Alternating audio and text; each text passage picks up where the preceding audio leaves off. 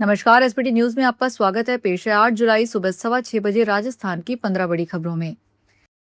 राजस्थान सरकार ने किसानों, वाहन स्वामियों और सड़क सुरक्षा को ध्यान में रखते हुए दो महत्वपूर्ण निर्णय लिए हैं। परिवहन और सड़क सुरक्षा विभाग राजस्थान ने एक और कृषि ट्रैक्टर और गैर परिवहन श्रेणी के दोपहिया वाहन के पंजीकरण प्रमाण पत्र के नवीनीकरण में देरी पर देय अतिरिक्त शुल्क में विशेष राहत प्रदान की है। वहीं दूसरी ओर सर्वोच्च न्यायालय के निर्देशों की अनुपालना में व्यावसायिक उपयोग में लाई जा रही कृषि ट्रैक्टर ट्रालियों के पंजीकरण, कराधान, फिटनेस, बीमा एवं प्रवर्तन के संबंध में विस्तृत दिशा निर्देश जारी किए गए हैं।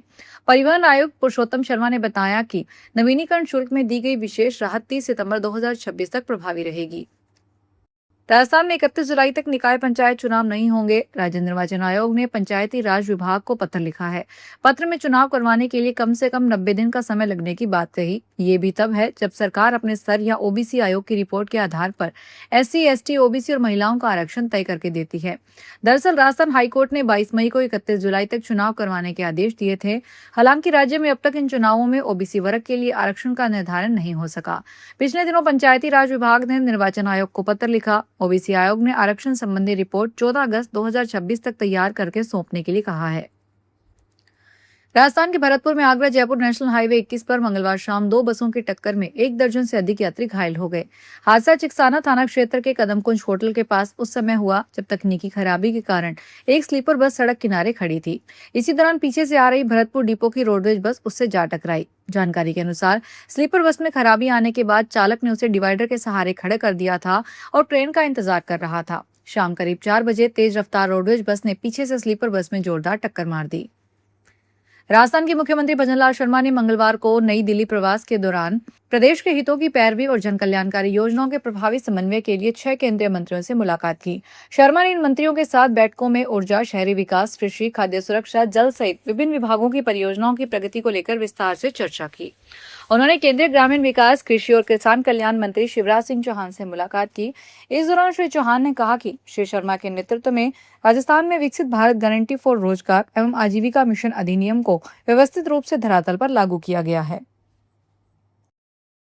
प्रधानमंत्री नरेंद्र मोदी ने विकसित भारत 2047 तथा इंडोनेशिया के गोल्डन इंडोनेशिया 2045 विजन को साझा कर दृष्टिकोण पर आधारित बताते हुए दोनों देशों के बीच व्यापार, निवेश, कनेक्टिविटी, खाद्य और ऊर्जा सुरक्षा, डिजिटल सार्वजनिक बुनियादी ढांचे तथा उभरती प्रौद्योगिकी में प्रगाढ़ सहयोग के साथ संबंधों में नई शुरुआत का आह्वान किया है। मोदी ने मंगलवार को राजधानी जकार्ता में इंडोनेशिया की संसद को संबोधित किया। वे इंडोनेशियाई संसद को संबोधित करने वाले पहले भारतीय प्रधानमंत्री हैं। घरेलू विमान सेवा कंपनियों की उड़ानों में यात्रियों की संख्या मई में 9% से ज्यादा बढ़कर 1,53,00,000 के रिकॉर्ड स्तर पर पहुंच गई। नागर विमानन महानिदेशालय द्वारा मंगलवार को जारी आंकड़ों के अनुसार मई में घरेलू एयरलाइंस की उड़ानों में 1,53,90,000 यात्रियों ने सफर किया।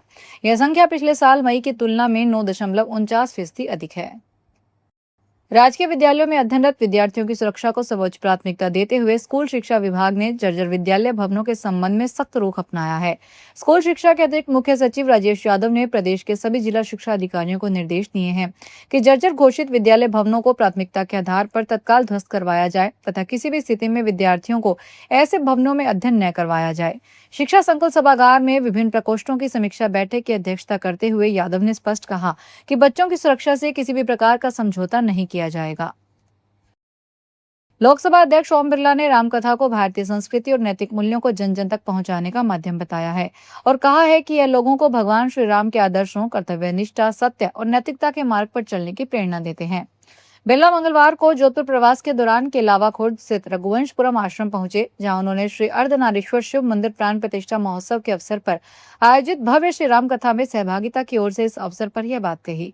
इस दौरान उन्होंने व्यासपीठ का आशीर्वाद प्राप्त किया तथा श्री मुरलीधर महाराज से श्री राम कथा का श्रवण किया। राजस्थान में उदयपुर में भारतीय स्थापत्य परंपरा के महान आचार्य मंडन को समर्पित देश की अपनी तरह की अनूठी परियोजना आर्किटेक्ट्स टावर के निर्माण का शुभारंभ मंगलवार को वैदिक मंत्रोच्चार और विधि विधान के साथ हुआ। शहर के सौभागपुरा स्थित जेके सर्किल पर करीब 35 फुट ऊंचा प्रस्तावित यह टावर भारतीय वास्तुकला, विज्ञान और सृजनशीलता का प्रतीक बनने के साथ उदयपुर की नई स्थापत्य पहचान के रूप में विकसित किया जा रहा है। धौलपुर शहर में मंगलवार को दिन दहाड़े हुई ताबड़तोड़ फायरिंग से पूरे इलाके में दहशत फैल गई। कोतवाली थाना क्षेत्र के कोटला मंदिर के पीछे स्थित कोटला मोहल्ले में दो पक्षों के बीच शुरू हुआ विवाद देखते ही देखते हिंसक संघर्ष में बदल गया।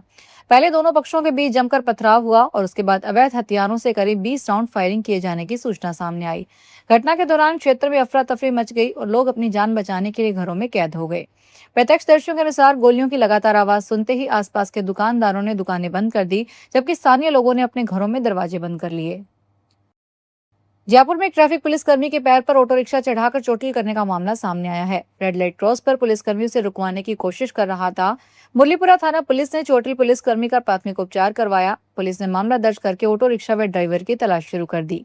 हेड कांस्टेबल शिवराम ने बताया कि हरमाड़ा निवासी कल्याण सिंह ने रिपोर्ट दर्ज करवाई है। अलका तिराही पर रेड लाइट क्रॉस पर मुरलीपुरा की तरफ जा रहा था। ड्राइवर ने ऑटो रिक्शा दौड़ाते हुए कांस्टेबल कल्याण सिंह के पैर पर चढ़ाकर भगा ले गया।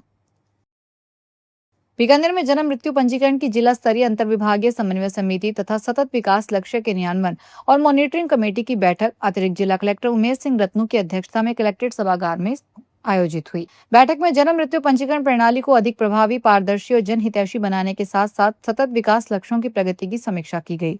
बैठक में एडीएम प्रशासन रत्नू ने निर्देश दिए कि सभी राजकीय चिकित्सालयों में जन्म मृत्यु और मृत्यु जन्म की प्रत्येक घटना का पहचान पोर्टल पर 100% पंजीकरण सुनिश्चित किया जाए।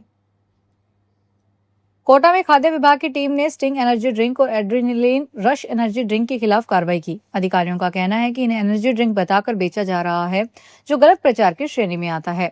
मामला चंबल इंडस्ट्रियल एरिया का है। यहाँ खाद्य सुरक्षा अधिकारियों ने एक संस्थान से कैफेनेटेड बेवरेज स्टिंग एनर्जी रेड व येलो के 9,570 और एड्रेनलिन रश एनर्जी ड्रिंक के 3,840 समेत कुल 13,410 बोतल सीज किए।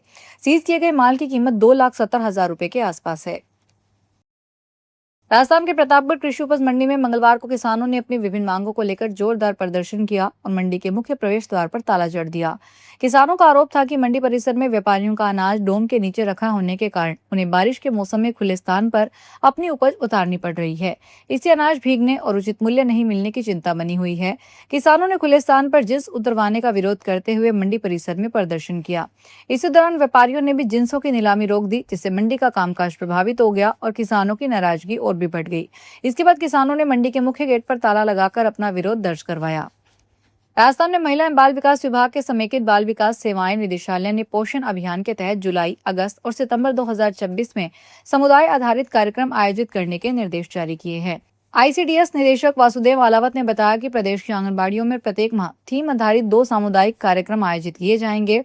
निदेशक ने बताया कि जुलाई में 8 जुलाई को गोद भराई प्रवेशोत्सव तथा 22 जुलाई को क्षेत्रीय भोजन दिवस मनाया जाएगा। क्षेत्रीय भोजन दिवस पर आंगनबाड़ी केंद्र पर स्थानीय सामग्री से बने भोजन और निर्माण विधियों का प्रदर्शन किया जाएगा। उन्होंने बताया कि अगस्त में 11 अगस्त को सुपोषण दिवस तथा 25 अगस्त को जन स्वास्थ्य संदेश दिवस आयोजित होगा। तो ये थी राजस्थान की 15 बड़ी खबरें। अगर आपको हमारा बुलेटिन पसंद आया हो तो वीडियो को लाइक करें, अपने दोस्तों से शेयर करें और चैनल को सब्सक्राइब करना ना भूलें। फिर मिलेंगे नई खबरों के साथ। धन्यवाद।